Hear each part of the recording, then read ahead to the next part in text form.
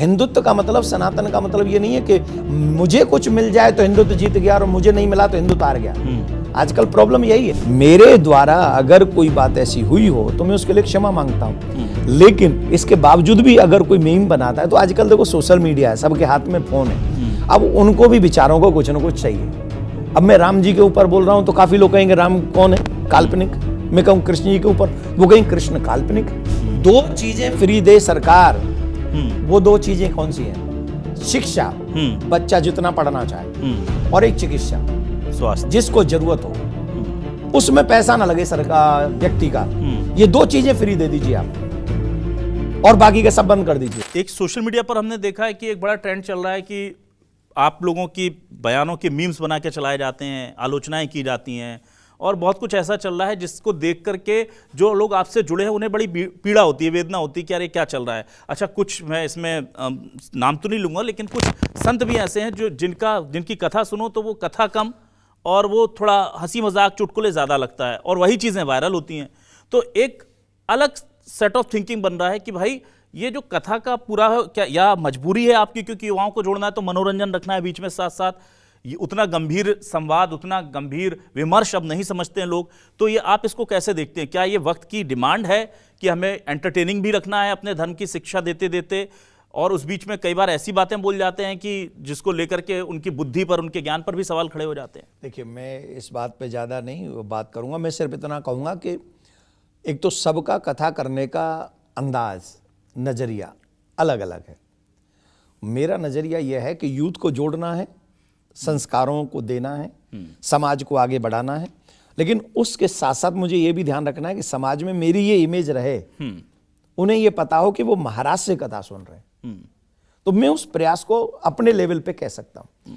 मेरे द्वारा अगर कोई बात ऐसी हुई हो तो मैं उसके लिए क्षमा मांगता हूं, लेकिन इसके बावजूद भी अगर कोई मीम बनाता है तो आजकल देखो सोशल मीडिया है, सबके हाथ में फोन है, अब उनको भी बेचारों को कुछ ना कुछ चाहिए। अब मैं राम जी के ऊपर बोल रहा हूं तो काफी लोग कहेंगे राम कौन है, काल्पनिक। मैं कहूं कृष्ण जी के ऊपर, वो कहेंगे कृष्ण काल्पनिक। मैं कहूंगा भारत माता संस्कार के ऊपर, बोली ये सब बेकार की बातें, खाओ कमाओ ऐस करो। तो जो नेगेटिव थ्योरी के लोग हैं, और ये तो राम जी के जमाने में भी थे, जब राम जी थे तब रावण राम जी को देख रहा है, जब कृष्ण जी थे तब दुर्योधन कृष्ण जी को देख रहा है, और देख कर भी कहता है कि मैं तुम्हें नहीं मानता कि तुम भगवान हो। तो फिर हम तो सिर्फ कथावाचक हैं। तो पॉजिटिव और नेगेटिव ऑलवेज हमेशा रहे हैं, तो इनकी परवाह किए बगैर हम लोगों को किए जा तू जग में भलाई का काम, तो अपना भला काम करते रहो, समाज को जगाते रहो। ऐसे नहीं, आपने नेगेटिव लोगों की चर्चा की, यही वो चाहते हैं, पॉजिटिव लोगों की भी चर्चा करो ना। आप वृंदावन जाओ, आप वृंदावन में जाके देखो भीड़ कितनी है, आप वृंदावन में जाके देखो यूथ कितना है, आप वृंदावन में जाके देखो उस यूथ के माथे पे तिलक कितना है। ये पॉजिटिव है। किसकी वजह से? ये संतों, कथावाचकों नहीं, सरकारों की वजह से है, प्रशासन की वजह से है। लेकिन सरकारें तो, पार्टी के लोग तो कहते हैं कि जब से एक खास हमारी सरकार आई तब से बढ़ गया, और आप लोग भी तभी फले फूले जब से एक खास पार्टी की सरकार आई। उसके पहले तक तो आप लोग बोलते नहीं थे, निकलते नहीं थे। आप लोग नाम बताओ, किस पार्टी की बात कर रहे हो आप? जनता समझती है, अभी आप खुद कह रहे हैं। हाँ। अच्छा, ये बताइए, हाल के दिनों में संस्कारों के प्रति युवा पीढ़ी का प्रेम बढ़ा है। अब इसका क्रेडिट बीजेपी या कोई एक दल ले लेता है। आप लोग कहते हैं ये आप लोगों की मेहनत है कि आप इन्हें जागरूक कर रहे हैं। असली हकदार कौन है इसका? सरकार। हम लोग कहाँ हैं? हम तो कुछ नहीं कह रहे, हम तो सिर्फ इतना कह रहे हैं कि सरकारों का सपोर्ट है, उनकी सपोर्ट के बगैर वो चाहे तो हमारी पंडाल ही न लगने दें। पहले ऐसा होता था क्या? दिक्कतें होती थी? मेरे साथ कभी नहीं हुआ, लेकिन आप हम पे ये ब्लेम मत करो कि जब से सरकारें आई हैं तब से हम ये काम कर रहे हैं। नहीं, हम तो पूछ रहे हैं क्योंकि वो भी क्रेडिट लेते हैं। दे दो ना, क्या बुराई है? उन्होंने भी सपोर्ट किया ही है ना हमको, कि पंडाल लगने दिए हैं और हमें प्रोग्राम करने दिए हैं, ये सपोर्ट है। मैं आपको एक बात बताता हूं, जिस समय 2012-13 में अखिलेश की सरकार थी, क्या नाम है, उत्तर प्रदेश में जी, और मनमोहन सिंह जी की सरकार थी केंद्र में, कुंभ हुआ था प्रयागराज में। 1 लाख लोगों को लेकर 5 किलोमीटर की यात्रा हमने की थी, राम जन्मभूमि के लिए, कृष्ण भूमि के लिए, गौ हत्या बंद के लिए। तो आप ही हम पे कैसे आरोप लगा सकते हैं कि आप फले फूले हैं? और 2012-13 का हमारा ग्राफ देख लीजिए आप। उस समय हम यूं जा रहे थे, उस समय भी हम धर्म का प्रचार कर रहे थे। गौ हत्या बंद हो उसकी बातें हम तब भी कर रहे थे। राम जन्मभूमि बने, राम जन्मभूमि की बातें उस समय कितने लोग कर रहे थे? हम तब भी कर रहे थे। कृष्ण भूमि की बात हम तब भी कर रहे थे और आज भी कर रहे हैं। जमुना स्वच्छ होनी चाहिए तब भी कर रहे थे, आज भी कर रहे हैं। तो हम कहाँ ये पार्टी को देख के, सरकार को देख के बदले? हम नहीं है। तो फिर ये माहौल कैसे? मैं वही कह रहा हूँ ना, आप लड़ाई तब भी लड़ रहे थे, आप लड़ाई अब भी लड़ रहे हैं, पर अब यूथ जो मोटिवेट हुआ है या जो, नहीं, हम आपको क्योंकि इस बार नए साल पर हमने रिकॉर्ड देखा कि गोवा या ऐसे दूसरे पाश्चात्य केंद्रित जगह से ज्यादा मंदिरों में भीड़ रही और यूथ गया वहां पर, और यूथ की तादाद लगातार बढ़ रही है। तो ये कर कौन रहा है? आप कह रहे हैं आप तो शुरू से लड़ रहे हैं, शुरू में लोग साथ नहीं थे आपके। मैं मुंबई में शायद 21वीं और 22वीं बार कथा करके आया हूं अभी। और मुंबई में जो कथा होती है वो होती है 24 दिसंबर से लेके 31 दिसंबर तक। कै साल से? 20-21 साल से। और ये प्रोग्राम शुरू ही इस बात को लेके किया गया था कि हमें अपने बच्चों को होटल में जाने से रोकना है 31 को। और हमें अपने बच्चों को, if you don't believe my words you can check the channel, मैं आपको चैनल का नाम दे दूंगा, उस पे हर बार ये कथा लाइव आती है। अब जाके चेक कर ले, मतलब ऐसा ना हो कि महाराज जी जबरदस्ती अंधेरे में है ना। तो उस चैनल पे आप चेक कर ले कि 24 तारीख से 31 तारीख तक महाराज जी दिसंबर में कहां जाते हैं? मुंबई। और मुंबई में जाके रात को 31 दिसंबर को 9 बजे से 2 बजे तक कार्यक्रम करते हैं। कभी सरकार वहां की पुलिस नहीं करने देती, 12 साढ़े 12 बजे तक करते हैं। हर साल करते हैं, अभी भी करके आया हूं। तो ये मुहिम 20 साल की है, जिसे इस बार आप ये कह रहे हैं कि गोवा सूना पड़ा था। इस बार आप कह रहे हैं वो होटल सूने पड़े थे और वृंदावन भीड़ थी, काशी में भीड़ थी। वजह है, अगर आप जगाते रहोगे जगाते रहोगे जगाते रहोगे, एक दिन सनातनी जगेगा और वृंदावन में भीड़ होगी, मथुरा में भीड़ होगी, मथुरा में कृष्ण भूमि मंदिर बनेगा और गौ हत्या बंद होगी। लेकिन जगाना पड़ेगा कॉन्टिन्यूसली, बिना अपना प्रॉफिट देखे। अगर मेरे जैसे व्यक्ति ये सोच लें कि इसमें प्रॉफिट मेरा कितना है और लॉस मेरा कितना है। हिंदुत्व का मतलब, सनातन का मतलब ये नहीं है कि मुझे कुछ मिल जाए तो हिंदुत्व जीत गया और मुझे नहीं मिला तो हिंदुत्व हार गया। आजकल प्रॉब्लम यही है।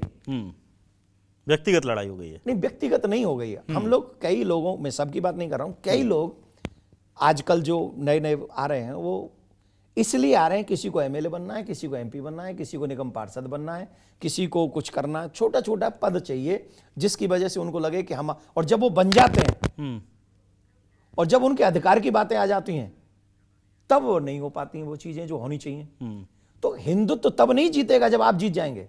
हिंदुत्व तब जीतेगा जब आप जीत जाएं और तब हिंदुत्व की सुरक्षा करें, गौ हत्या बंद करें, जमुना जी सुरक्षित करें, मथुरा में जन्मभूमि बनाएं, सनातन बोर्ड बनाएं, मंदिरों को सुरक्षित करें, मंदिर सरकार से मुक्त करें, आने वाली पीढ़ी को सुरक्षित करें, उन्हें शिक्षा फ्री दे देना, हर चीज फ्री, सरकारें फ्री दे रही हैं। अगर इस भारत में अगर गवर्नमेंट फ्री देना चाहती है तो 2 चीजें फ्री देनी चाहिए।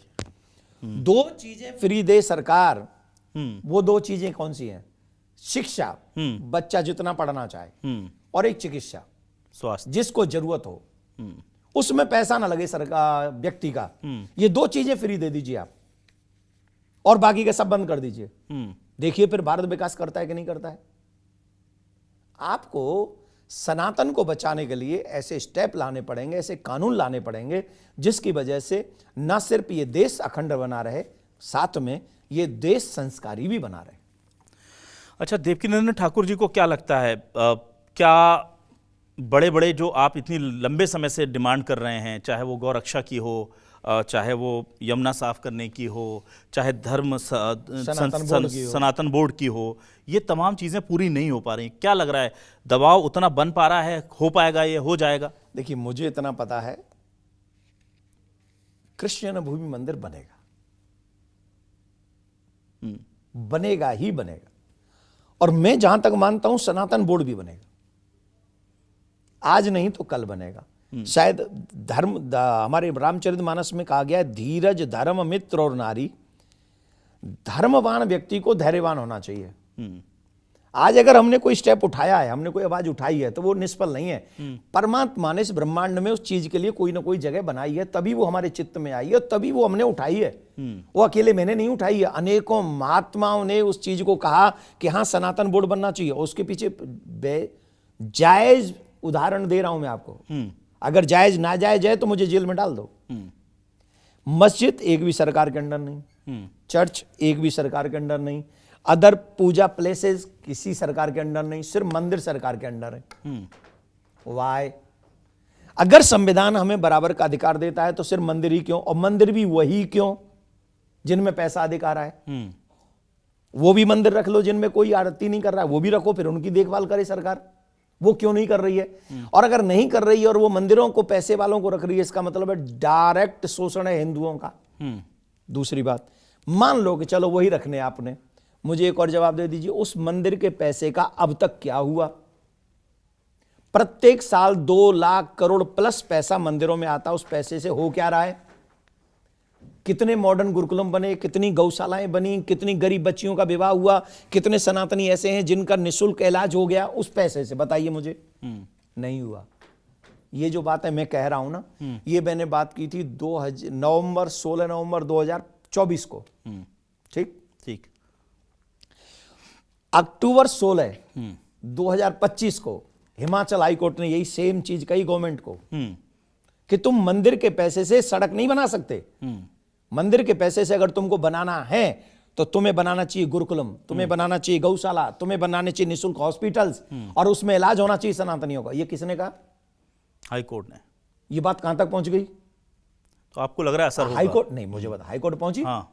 मेरे मन में कब आई ये चीज? 2024 में नवंबर में। 1 साल पूरा नहीं हुआ, हाईकोर्ट तक पहुंच गई। तो ये संचार फैलाने वाला कौन है? ठाकुर जी है ना। आप ध्यान रखिए, आप वेट करिए। हमें ऐसी आशा है अपने परमात्मा पर, क्योंकि हम निस्वार्थ काम कर रहे हैं। मुझे ऐसी आशा है कि और 1-2 साल में सनातन बोर्ड बनेगा। अब उसका नाम चाहे कुछ भी हो, आई डोंट केयर। बस सरकार से भी आपके चैनल के माध्यम से हम ये प्रार्थना कर रहे हैं, निवेदन यही है, उसके एम यही होने चाहिए। 4 शंकराचार्य, 5 जगत गुरु उसमें मुख्य भूमिका में होनी चाहिए।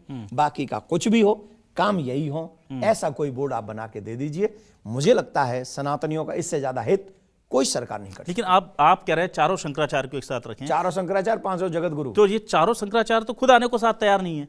आप समझिए ना, समस्या यहां है। जिस दिन, मुझे ये लगता है कि जिस दिन हमारे साधु संत इकट्ठे हो गए, जिस दिन देवकी नंदन ठाकुर जी के दिल्ली के बड़े कार्यक्रम में देश के बड़े साधु संत आकर के एक साथ बैठ जाएं, जिस दिन अभी मुक्तेश्वरानंद जी ने जो अभी ऐलान किया है कि वो गौ माता की रक्षा के लिए आंदोलन करने जा रहे हैं, उसमें देश के सभी साधु संत चले जाएंगे, उस दिन सरकार पर प्रेशर बन जाएगा सब। यहां ये चीज हमको आत्मनिरीक्षण भी तो करना होगा ना। हम दुनिया को बोलें जोड़ो जोड़ो जोड़ो, और क्या कोई ऐसा एक संस्था नहीं बन सकती जिसमें सब कम से कम कह कि हाँ यार गौ हत्या बंद होनी चाहिए, हम सब एक हैं? आप करते हैं, आपके उसमें आधे लोग आते हैं, कोई और करता है उसमें आधे लोग जाते हैं। वो मांगे सबकी सेम है, मैं देखता हूं पूरे देश में, पर आयोजन अलग अलग होते हैं, एक क्यों नहीं? अच्छा चलो, हम आप ही की बात को बड़ी करते हैं जी। अलग अलग मंचों से एक ही मांग उठ रही है, और काम करना है सरकार को ही। कर दे, सबका काम हो जाएगा, क्या फर्क पड़ रहा है? इच्छा तो सबकी पूरी हो गई ना।